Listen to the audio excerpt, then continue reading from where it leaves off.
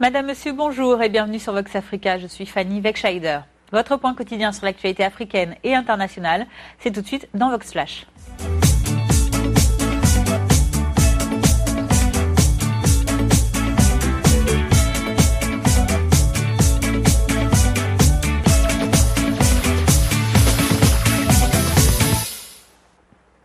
Ouvrons notre journal de ce mercredi 13 avril avec un mot de politique.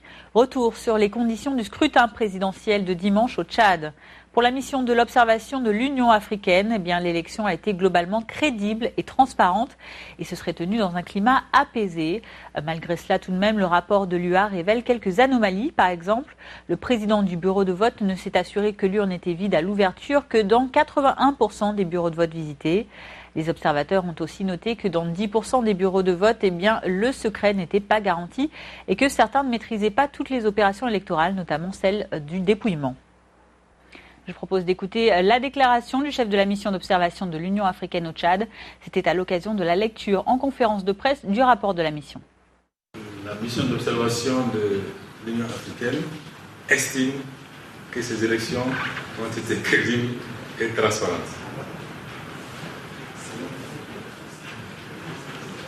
Et je le répète, nous estimons, sur la base des observations que nous avons été amenés à faire, que ces élections se sont déroulées dans un climat calme et serein et qu'elles ont été crédibles et transparentes. Nous n'avons noté aucun incident ni aucun comportement qui puisse nous pencher à croire qu'il y a eu des fraudes ou qu'il y a eu des incidents.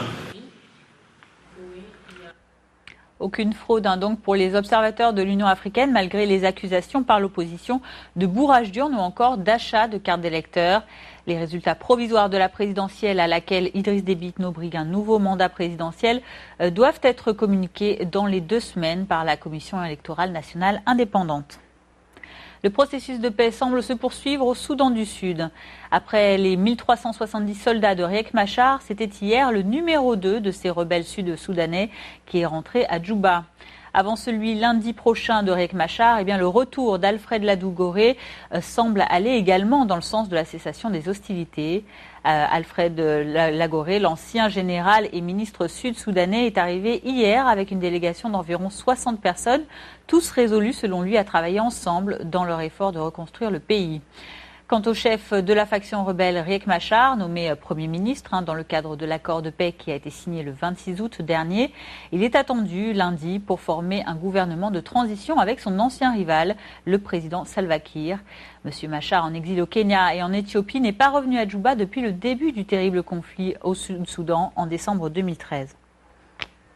Écoutons le discours de paix donné par Alfred Ladou-Goré à son arrivée hier, ainsi que les espoirs exprimés par le haut responsable du gouvernement sud-soudanais qui l'a accueilli. La paix ne sera pas renversée, nous devons aller de l'avant avec notre pays. Et c'est le défi auquel nous faisons face en ce moment. Être ensemble et travailler ensemble pour trouver des solutions aux problèmes que nous avons parfois créés et à ceux liés aux circonstances. Son arrivée aujourd'hui signifie qu'en effet la guerre est terminée. Les souffrances que le peuple du Soudan du Sud a subies à cause de cette guerre non voulue arrivent à leur terme et que la paix va régner à nouveau dans ce pays.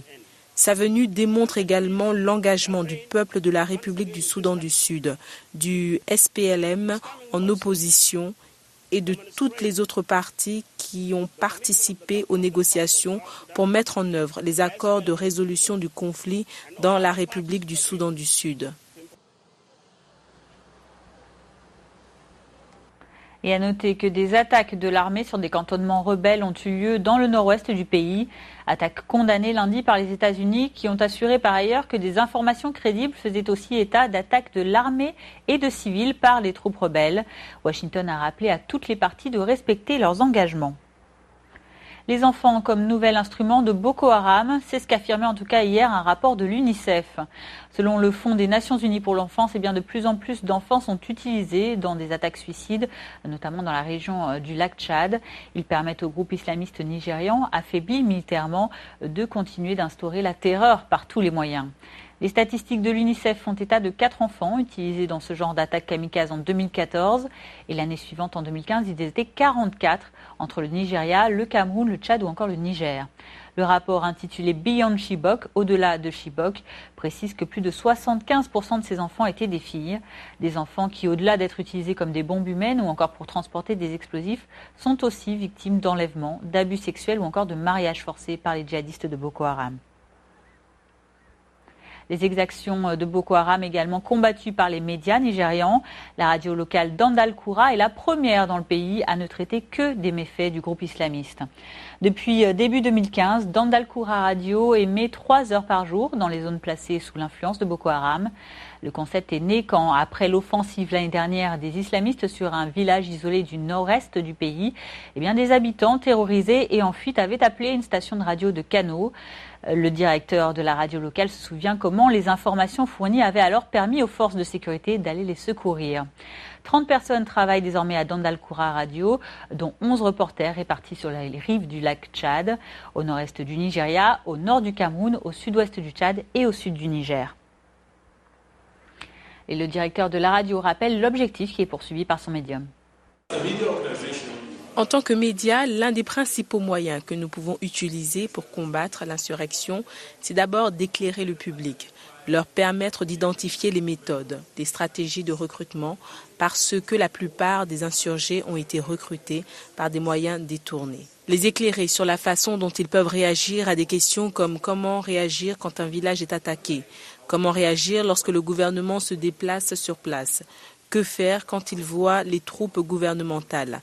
À travers ces éclairages, beaucoup d'entre eux sont devenus actifs dans le bon sens et nous pensons que cela est l'un des moyens qui a contribué à notre réussite jusqu'à présent. Et le président du Nigeria en visite en Chine, Muhammadu Buhari, a été accueilli hier par son homologue Xi Jinping. L'arrivée à Pékin du chef de l'État nigérian a été célébrée par une garde d'honneur chinoise. Lors de cette visite entamée dimanche, M. Buhari espère obtenir le soutien de Pékin pour développer des infrastructures clés dans son pays. Infrastructures notamment dans les secteurs de l'eau, des transports ou encore de l'immobilier. Des accords commerciaux et économiques devraient être signés entre la Chine et le Nigeria à l'issue de cette visite présidentielle. En attendant, M. Buhari, le président Xi Jinping ainsi que son Premier ministre Li Keqiang visiteront notamment la zone franche de Shanghai et la zone de développement économique et technologique de Canton. Le président nigérian inaugurera aussi un forum d'investisseurs Chine-Nigeria à Pékin avant de rentrer à Abuja en fin de semaine. International toujours, et cette perquisition vendredi dans les bureaux de la tour Bolloré en région parisienne.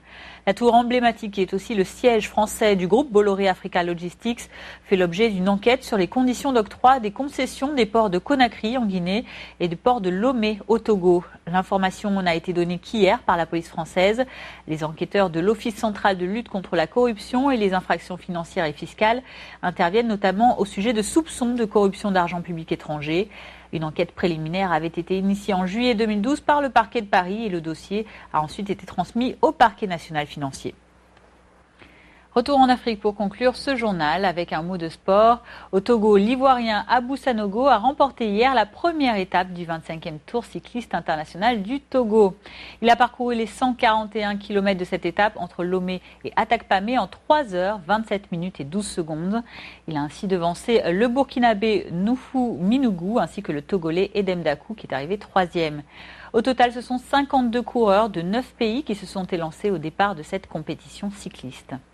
Et le vainqueur de l'étape et maillot jaune, l'Ivoirien Abou Sanogo, s'exprime au micro de notre correspondant au Togo, Noël Tadénion. Il est suivi du Togolais Edem Dakou.